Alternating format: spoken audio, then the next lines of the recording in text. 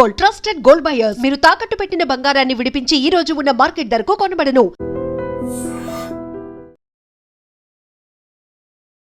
Welcome to ITM news. This is Pavan. So ప్రస్తుతం అయితే gas market లో గ్యాస్ ధరలు అయితే విపరీతంగా ఎండలు ఎలా మండిపోతున్నాయో అదే విధంగా మండిపోతున్నాయి.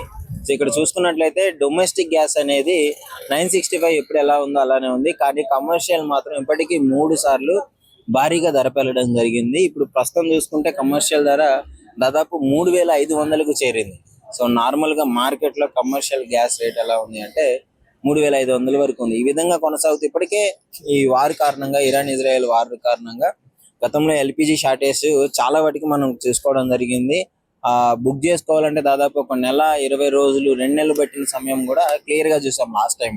కానీ ఇప్పుడు పరిస్థితులు కొంచెం గవర్నమెంట్ అదుపులోకి తీసుకొని వచ్చి డొమెస్టిక్ గ్యాస్ ధర అందరికి అందుబాటులో ఉంచి ఈ రేట్ ఏదైతే ఉందో ఆ ప్రైస్ ని నియంత్రిస్తూ సబ్సిడీల మీద తీసుకొని రావడం జరుగుతుంది. ముఖ్యంగా ఈ యుద్ధాల కారణంగా ఈ కమర్షియల్ ధర ఎందుకు పెరిగిపోతుంది అంటే గవర్నమెంట్ ఆధీనంలో డొమెస్టిక్ అయితే క్లియర్ గా అంటే వాళ్ళు సబ్సిడీలు ఇచ్చి నియంత్రించడం జరుగుతుంది. ఈ ప్రయాణ ఖర్చులు, ట్రాన్స్పోర్టేషన్ ఛార్జెస్ బేస్ చేసుకొని యుద్ధాల కారణంగా ట్రాన్స్పోర్టేషన్ బేస్ చేసుకొని ఉంటుంది కాబట్టి కమర్షియల్ మాత్రము మార్కెట్ లో ఏ విధంగా రేట్ ఉందో అదే విధంగా ఇవ్వడం జరుగుతుంది. సో దానికి సంబంధించే మనం కమర్షియల్ రేట్ అనేది మనం డిసైడ్ చేయలేము. గ్లోబల్ లో ఎల్పిజి ఏ విధంగా ఉందో ఆ గ్లోబల్ ట్రాన్స్పోర్టింగ్ ఛార్జెస్ అన్ని బేస్ చేసుకొని గ్లోబల్ మార్కెట్ మీద బేస్ అయి ఉంటుంది కాబట్టి గ్లోబల్ మార్కెట్ డిసైడ్ చేస్తుంది ఈ కమర్షియల్ గ్యాస్ ఏదైతే ఉందో దాని గురించి. సో ప్రస్తుతము మనం గ్యాస్ ఆఫీస్ దగ్గరే ఉన్నాము. ఆ ప్రొపరేటర్ గారు కొంచెం మనకు అందుబాటులో లేకపోవడం వల్ల ఇక్కడ ఉన్న మేనేజర్ గారు ఇచ్చిన ఇన్ఫర్మేషన్ ప్రకారం అయితే నేను మాట్లాడడం జరుగుతుంది. ఇక్కడ ఈ డొమెస్టిక్ అనేది క్లియర్ గా యథావిధిగా సజావుగానే సాగుతుంది, ఏ ప్రాబ్లం లేదు. గ్యాస్ మాత్రం గ్యాస్ అయితే ఉంది, డెఫినెట్లీ గ్యాస్ సరిపోతుంది. కానీ కమర్షియల్ గ్యాస్ ఎక్కువగా పెరగడం పైన ప్రముఖంగా ఈ ఎఫెక్ట్ అనేది హోటల్స్ మీద పడుతుంది, రెస్టారెంట్ల మీద పడుతుంది. బయట ఈ ఫుడ్ కు సంబంధించింది ఏ అయితే ఉందో వాటి మీద ఎక్కువగా పడే అవకాశం ఉంది.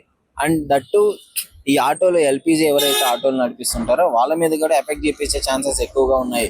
గవర్నమెంట్ బంకులలో ఒక రేట్ ఉంటుంది, ప్రైవేట్ బంకులలో దానికి మించి డబుల్ త్రిబుల్ రేట్లు పెంచేసి వాళ్ళైతే పెట్టడం జరుగుతుంది. సో దీనికి సంబంధించి ఆటో సోదరులు ఎవరైతే డ్రైవ్ చేస్తున్నారో వాళ్ళకి ఇబ్బందికరంగా మారే అవకాశం ఉంది. మెయిన్ గా హోటల్స్ ఇక్కడ మీరు చూసుకున్నవచ్చు. హోటల్స్ చుట్టుపక్కల హైదరాబాద్ లో గతంలో షార్టేజ్ వచ్చినప్పుడు కట్టెలు పొయ్యి పెట్టి మరీ వండుకున్న పరిస్థితి. సో ఆ విధంగా అప్పుడు షార్టేజ్ వచ్చింది. ఇప్పుడు మాత్రము సేమ్ అలానే వీళ్ళ మీద ఎఫెక్ట్ పడేట ఉంది.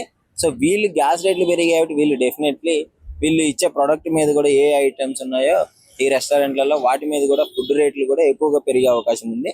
గతంలో టిఫిన్ రేట్లు బండ్లు టిఫిన్ రేట్లు చాయ్ షాపుల దగ్గర సో అన్ని రోడ్ సైడ్ ఫుడ్ అన్నిటి మీద కూడా రేట్లు పెంచడం జరిగింది.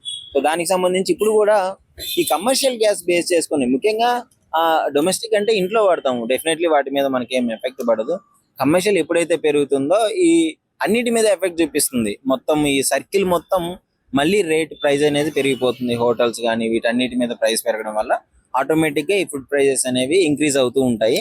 సో దీనికి సంబంధించి ఇన్ఫర్మేషన్ అయితే క్లియర్ గా ఇచ్చాను కదా. మరి ముందు ముందు చూడాలి కమర్షియల్ ఇంకా ఉన్న పెరిగే అవకాశం ఉందా. ఈ యుద్ధం కారణంగా మన ఇండియాలో కూడా ఎందుకు ఇంకా ఎన్ని రోజులు ఇబ్బందులు పడతాయో తెలియదు. మరి చూడాలి, యుద్ధం ఎప్పుడైతే కంప్లీట్ అయిపోతుందో అప్పుడు ఈ గ్యాస్ కమర్షియల్ అనేది కొంచెం తగ్గే అవకాశం అయితే ఉంటుంది.